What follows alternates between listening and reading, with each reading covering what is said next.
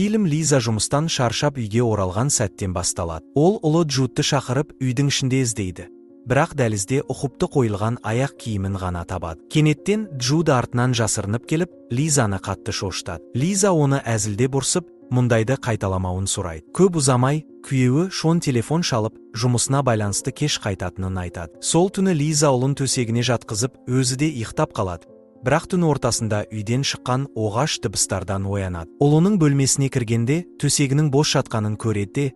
Джуд тағы да ойнап жүр деп ойлайды. Ол төмен түсіп, ас үйде жасырынған баласын көреді. Бірақ дәл сол сәтте бетперде киген қарақшы Лизаға артынан шабуыл жасайды. Лиза қайсарлықпен қарсыласқанымен, оның сыбайласы әйелдің басынан қатты ұрып, есінен тандырады. Қарақшылар қашып кетіп, Лиза мен Джудты дәрменсіз қалдырады. Осыдан кейін оқиға бірнеше аптадан соңға ауысады. Шабуылдан кейін екеуі де әлі күнге дейін жарақаттанған күйде. Джуд оқиғадан бері мүлдем сөйлемей қойып, тек дәптерге жазу арқылы ғана сөйлесетін болады. Ата-анасы оны психологқа апарады, бірақ ол оған да ашылмайды. Ал Лиза болса, бас жарақатынан кейін жиі басы ауырып, шабуыл туралы қорқынышты түстер көреді. Дәрігер оған өз жарасын жазуға күш салуды ұсынады. Бұл Джудтың де қалпына келуіне көмектесуі мүмкін дейді. Шон бұл ойды құптап, Лизаны ашылып сөйлеуге шақырады.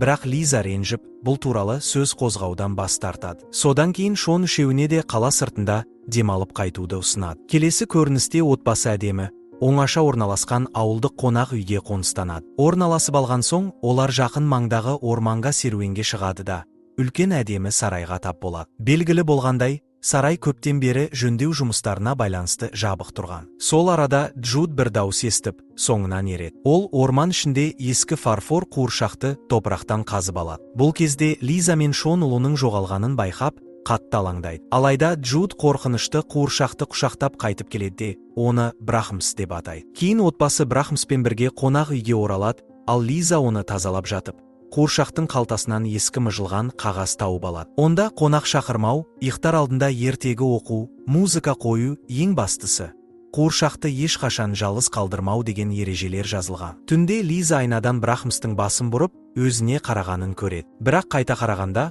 қуыршақ баяғы күйінде отырады. Ертеңінде ол Джудтың Брахмсқа фортепианода ойнап отырғанын көреді. Қуыршақ жаңа таза киім киген, бірақ Джуд оны өзі киіндірмегенін айтады. Лиза таңырқап кетеді. Кейінгі көріністе Джуд анасы мен Брахмспен бірге орманға серуендеуге барады. Сол жерде ол тағы да дауыс естіп, жерге көмілген ескі табытты табады.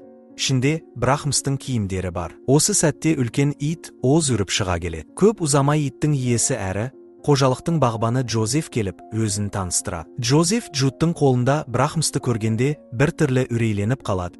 Ал Оз да қуыршаққа қарап үздіксіз ырылдай береді. Сол кеште Лиза Шонмен сөйлесіп, ұлының Брахмсқа тым қатты көңіл бөлетінін айтып алаңдайды. Сонымен қатар, қуыршақтың киімдері ормандағы табыттан табылғанын да айтады. Алайда Шон оған мән бермей, көптен бері алғаш рет Джудтың көңілі көтеріліп жүргеніне қуану керек дейді. Қуыршаққа арналған киім табыттың ішінен шыққанына да еш оғаштық көрмейді. Кейінірек екеуі Джудтың бөлмесінде біреумен сөйлесіп отырғанын естиді. Ұлдарының қайтадан сөйлеп жатқанын естіп қатты қуанады. Бірақ олар бөлмеге кіргенде, Джуд үнсіз қалады. Ата-анасы оның Брахмспен сөйлескенін сұрағанда, Джуд дәптеріне «иә» деп жазады. Ал не туралы сөйлескендерін сұрағанда, ол ит туралы болғанын, Брахмс оған ұнамағанын жазады. Қызық жағдай болса да, ата-анасы бұған аса мән бермей, жай ғана баланың қиялы деп қабылдайды. Сол түні Лиза тағы да үйінде біреу шабуыл жасағандай қорқынышты түс көреді. Ал Джудтың бетінде қуыршақтың маскасы болғанын көреді. Келесі күні Джуд ата-анасына Брахмс үшін жаңа ережелер тізімін береді. Олардың ішінде қонақ шақырмау, Брахмсты әрдайым таза ұстау, отбасылық асқа қатыстыру, жалғыз қалдырмау, түн ортасында оған пудинг беру және Dragon Ball Z көрсету сияқты шарттар бар еді. Ата-анасы мұны жай баланың ермегі деп қабылдап, мән бермейді. Кейін Лиза Джудтың ең сүйікті ойыншығы Аудың жыртылып кеткенін көреді. Ол баласынан сұрағанда, Джуд дәптеріне қорқынышты түрде мұны Брахмс жасады деп жазады. Ол қуыршақты кінәлай берген соң, Лиза ашуланып, ұлын Брахмсыз бөлмесінде қалып, кешірім сұрағанша шықпауға бұйырады. Сол күні Лиза үйде, жалғыз қуыршақ тұрған бөлмеде, теледидар өздігінен қосылғанын көреді. Алдымен бұны Джудтың ойыны шығар деп ойлайды, бірақ ол бөлмеден шыққан жоқпын деп жазады. Сәлден соң Лиза ас үйге кіргенде, Брахмс орнынан жоғалып кеткенін байқайды. Кенет Джуд жүгіріп бөлмесіне кіріп кетеді. Лиза артынан барып, іштен есіктің жабық тұрғанын көреді. Қатты ашуланған ол есікті қағады. Бірақ дәл сол сәтте артынан Джуд суды ұстап тұрған күйе пайда болады. Лиза есікті ашқанда, Брахмс бөлмеде тыныш отырғанын көреді. Осыдан кейін ол өзіне сенуден қалады. Шынымен болғанын ба, әлде елестетіп алғанын ба, айыра алмайды. Күндер өте келе, Джуд Брахмсты қасынан тастамай, үнемі бірге алып жүреді. Бұл ата-анасын алаңдатады. Сондықтан олар психологпен хабарласып, жағдайды баяндайды. Психолог алаңдамауға кеңес беріп, бәлкім, Брахмстың болуы Джудке жарақаттан кейін бейімделуге көмектесіп жатыр деп сендіреді. Ол қуыршақ баланың психологиялық сауығуына әсер етіп жатқанын айтып, оған Брахмсты алып жүруге рұқсат беруді сұрайды. Тіпті ойыншықтардың терапиялық құрал ретінде қолданылатыны туралы мақалалардың сілтемесін жібереді. Бір күні Лиза интернеттен Брахмс сияқты ескі қуыршақтар жайлы іздене бастайды. Әр қуыршақтың өзіне тән сериялық нөмірі болатынын, ол арқылы бұрынғы иелері туралы білуге болатынын анықтайды. Сол сәтте сыртта Джуд Брахмспен ойнап жүргенде, Джозеф жақындап келіп, таңертеңнен бері жоғалған итін іздеп жүргенін айтады. Осы кезде Лиза келіп, олар ит жайлы ештеңе білмейтінін кесіп айтады. Джозеф кетіп бара жатып, қуыршаққа ерекше назар салып, ұзақ қарап қалады. Ертеңінде Лиза Брахмстың аяғындағы сериялық нөмірді тексергенімен ешқандай нәтиже таппайды. Жағдайды ауырлата түскендей, ол Джудтың дәптерін көріп қалады. Дәптерде қорқынышты суреттер мен Брахмспен болғандай әңгімелер жазылған еді. Джудтың суреттерінде иттің аяусыз өлтірілгені, ал Лиза мен Шонның оққа ұшып өлгендері бейнеленген. Үстінде Джуд тұр. Сол түні Джуд қуыршақ досы сияқты киініп, кешкі асқа келеді. Ол кенеттен Брахмсты да дастарханға отырғызып, оған бөлек табақ беруін талап етеді. Ата-анасы бұған мән бермей, өз асын ішуін сұрайды. Кейін Шон ағасын және оның отбасын қонаққа шақырғанын айтады. Ал Джуд дәптеріне Брахмстың ережесіне сәйкес қонақ шақыруға болмайтынын жазады. Бұған Лиза ашуланып, қуыршақ бұл үйде ереже жасай алмайтынын еске салады. Бұл Джудты ашуландырып, ол сен Брахмсты ренжітіп жатырсың деп жазады. Ол сені пышақтап тастайды, мама. Лиза ашуланып асиге кетіп қалады. Бірақ кенет бірдеңенің сынып кеткен дауысын естиді. Жүгіріп келсе, дастархан мен орындықтар қирап, бөлме астан кестең болып кеткен. Джуд оның бәрін істемегенін айтып, Брахмспен бірге бөлмесіне қашып кетеді. Кейінірек Шон ұлының дәптерін қарап, қорқынышты суреттердің ештеңені білдірмейтінін айтады. Бірақ Лиза ит пен олардың өлі денелері бейнеленген суреттердің дәптерден жоғалып кеткенін байқайды. Бұл екеуінің арасында жанжал тудырады. Әрқайсысы болған оқиғаларға әртүрлі қарайды. Шон тіпті Лизаның дастарханды өзі құлатқанын айтып, оның ақылынан адасып бара жатқанын ойлай бастайды. Ертесі күні Джозеф ақыры итін орманнан табады.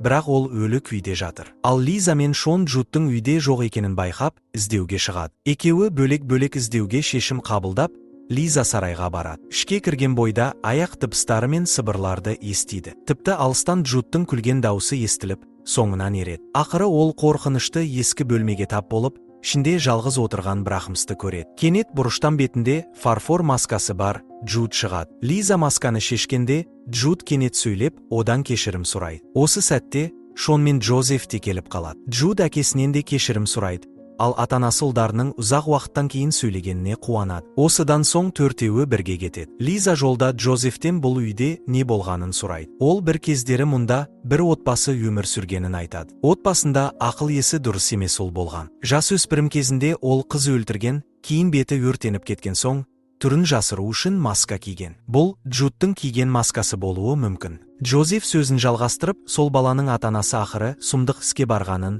ал өзі қанқұйлы қылмыстар жасағанын айтады. Лиза оның есімін сұрағанда, Джозеф шошытып ашып береді. Ол басқа емес, Брахмс, Джеффри Браумер еді. Келесі көріністе Шонның ағасы, әйелі және балалары қонаққа келеді. Үлкендер әңгімелесіп отырған кезде, балалар далада ойнайды. Бірақ үлкен ұл Уилл бұзық болып шығып, Джудты мазақтайды. Ол Джудты есі ауысқан деп атап, қуыршақты сындырамын деп қорқытады. Джуд оған Брахмсты ашуландырмауын ескертеді, бірақ бұзық тыңдамайды. Ұлдар күш сынасу үшін бір қалпаққа таласып, тартысып қалады. Бірақ дәл осы сәтте Джуд Брахмсқа қарайды да, кенеттен қалпақты қоя береді. Нәтижесінде Уилл артқа қарай құлап, жерге қадаулы тұрған үшкір ағаш иығына қадалады. Оның ата-анасы шошып, баласын дереу ауруханаға жеткізеді. Сол түні Джуд қатты үрейленіп, Лизаға қуыршақ онымен бірге мәңгілікке сарайда тұрғысы келетінін айтады. Ол көз жасын төгіп, егер ол келіспесе, Брахмс бәріне зиян тигізетінін айтады. Алайда Лиза ұлын жұбатып, ешкім оларға зиян келтіре алмайтынын сендіреді. Содан кейін ол интернеттен Брахмс жайлы ақпарат іздеп,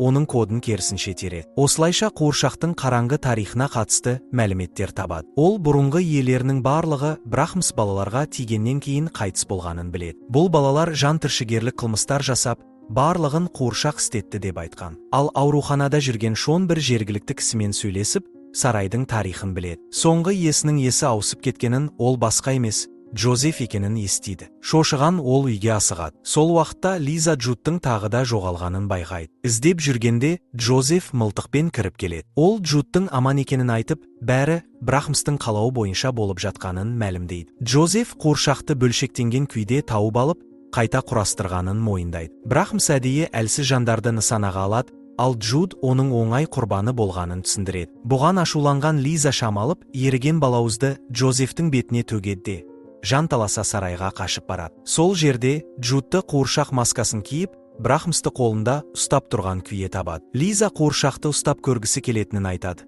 Бірақ дәл осы кезде Джуд мылтықты алып алады. Ол анасын көздеп, атып тастауға дайын тұрады. Дәл осы сәтте Шон жетіп келіп, Брахмстың басын балғамен ұрып сындырады. Бұл Джудты елестен босатады. Артынша Джозеф келіп, Брахмстың фарфор басы жарылып, астында жексұрын, сұмпайы жының жасырынғанын көреді. Бір сәтте қуыршақ тік тұрып, өз күшін қолданып, Джозефті тұншықтыра бастайды. Оны ауаға көтеріп алып, жарылыспен өлтіреді. Осыдан кейін Джуд қуыршақты қайтадан құшағына алады.